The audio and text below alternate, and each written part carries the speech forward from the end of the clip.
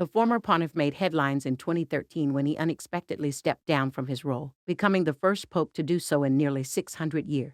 Pope Emeritus Benedict XVI has died at his Vatican residence. He was 95. The Holy See announced the news in a short statement Saturday morning. With sorrow I inform you that the Pope Emeritus, Benedict XVI, passed away today at 9:34 in the Mater Ecclesiae Monastery in the Vatican, wrote Matteo Bruni, director of the Holy See press office. Further information will be provided as soon as possible. The Vatican added that Benedict's remains will lie in St. Peter's Basilica, Rome from January 2 to allow the greeting of the faithful. His funeral will then be held on Thursday at 9:30 a.m. local time in St. Peter's Square, presided over by his successor Pope Francis. The New York Times reported Saturday, citing a Vatican spokesman, who added that the service would be a solemn but sober funeral. Pope Francis first revealed that his predecessor was unwell at the Vatican on Wednesday, 28, when he said that Benedict was very sick, and asked his audience for a special prayer in his honor. The Vatican later confirmed that Benedict's health had worsened due to age, NBC News reported. Benedict served as head of the Catholic Church in Vatican City for nearly 8 years, beginning in 2005 following the April death of Pope John Paul II. The former Cardinal Joseph Ratzinger, who was born in Germany, was 78 years old when he accepted the position, making him one of the oldest individuals to be named pope.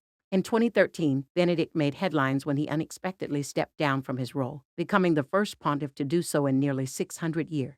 Benedict cited his advanced age in the announcement, noting that both strength of mind and body are necessary to lead the Church. I am well aware that this ministry, due to its essential spiritual nature, must be carried out not only with words and deeds, but no less with prayer and suffering, he said at the time, per the BBC. Benedict held his final Mass as Pope in February 2013 at age 85. Speaking in front of more than 55,000 people at St. Peter's Square in Vatican City.